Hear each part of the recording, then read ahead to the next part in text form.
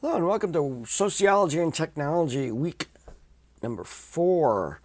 And we are looking at Chapter 4. And Chapter 4 has to do with conflict and war. And the reason why we want to separate that out in the context of this class is that the mechanisms of war, the mechanisms of conflict, of assuring safety, have been huge sociological motivators for innovation. So to have one up on the people next door is a huge source of motivation for innovation and creation. So we're now in the context of this, of course, we're looking at the mechanisms of destruction, the mechanisms of killing and whatnot, the chilling outcome of the fact that we have tremendous investment in technologies to kill other people. And one of the characteristics, one of the messages that I've wanted to send in this particular class, for this particular chapter, is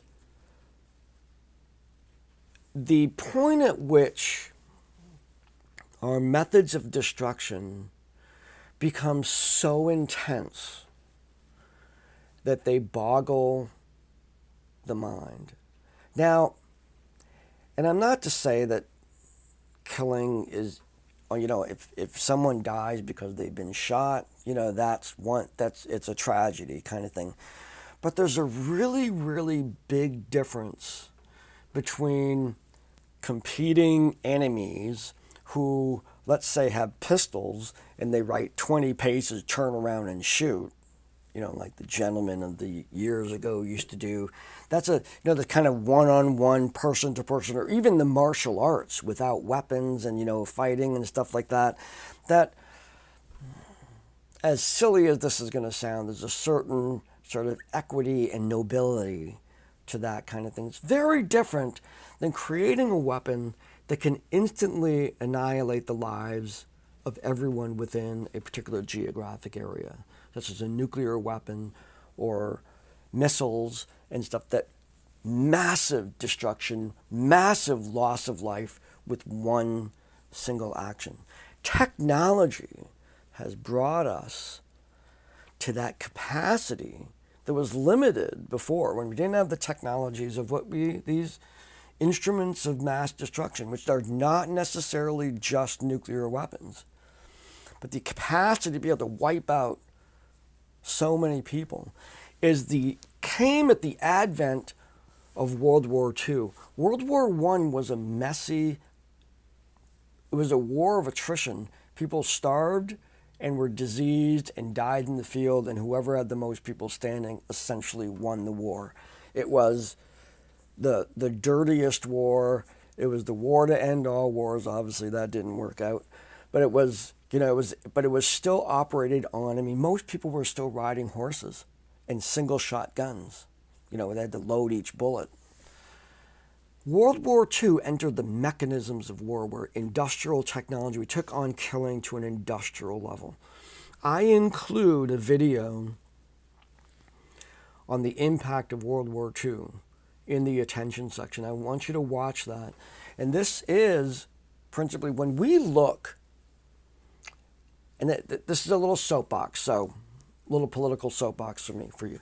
When we look at what's happening currently in the Middle East and between Russia and that war. And we wonder, well, everybody's worried about, angering the Russians, or will this escalate, or will this, what's going to happen in the Middle East? What's going to happen in the war with Russia? Some of the principles that are at hand, some of the things that are being considered in terms of actions that people can take, world powers can take in that area, is a decidedly strong desire to not have another global conflict, to avoid having the major economies engaged in a war with each other. Because if we take that mechanism again and repeat what we did in World War II, it's going to be devastating. Watch that video to see the capacity of the industrial complex to commit massive murder, massive killing in that video beyond human comprehension, and we are way more advanced than that, orders of magnitude. We should have a global collective chilling fear of anything that reeks of global conflict, because it is not going to be pretty. So some of the reluctance you see, when you think about the bravado that can go along with, people attacking each other and what should we do or what should they do or, those kinds of things. Ukraine, thank you. And I apologize for that. The Ukraine-Russian war. There, it just occurred to me. Not a good day. So, back to this. When we think about what should we do, sometimes the better expression of our humanity is restraint, even in light of atrocity, is restraint, because the mechanisms of war are so powerful. Turn that on, it's hard to turn it off. So, a little bit on that. That's my little soapbox for today. In this chapter, we look at the emerging technologies that happen because of conflict and war, and certainly the quiz goes into what are the pros and cons of the military-industrial complex, which, as a byproduct, has produced medical, biological, technological solutions that we use every day that are of huge convenience, but their original funding and purpose were for the mechanisms of war. So what are the pros and cons of that kind of industrial system, unequaled in the world as to the one that is in the United States? And then a discussion about maybe revealing to you for the first time, or maybe you've heard about it, but the doomsday clock, which came about upon the birth of the nuclear age. Not nuclear power, which is wonderful, it's nuclear weapons, which are the single most powerful weapons that we have created as human beings. And way beyond the two that were dropped in Japan, which were atrocious enough. Those bombs, powerful bombs that people had never even, this completely blew people's minds. This is beyond. The weapons that we have now are thousands of times, a single weapon, thousands of times more powerful than the ones that were dropped on Hiroshima and Nagasaki, ending the Pacific War. We don't want to use those.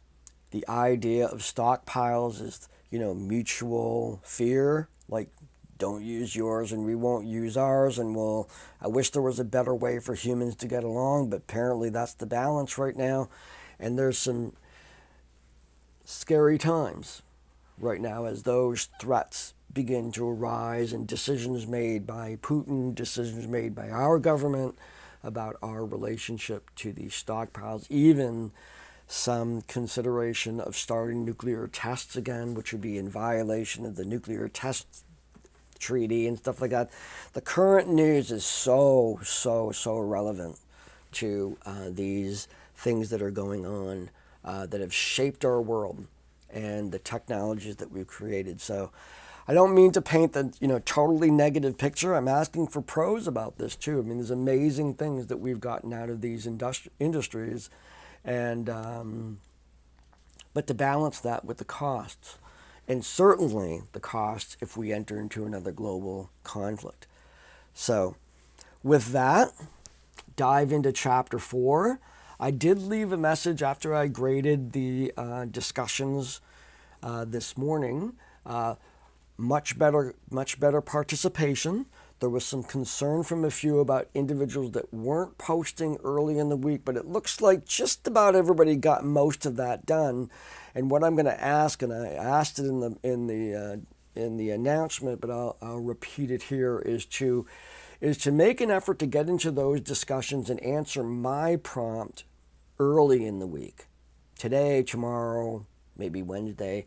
That gives ample time for other people, including yourself, to go in, read other people's posts, and respond to them, rather than the Sunday, the Saturday, Sunday, waiting till the end of the week. Get those done early. And the other cautionary part of that is, of all the components of this class, be it the discussions or the quizzes or the assignments, the discussions actually have that very solid due date.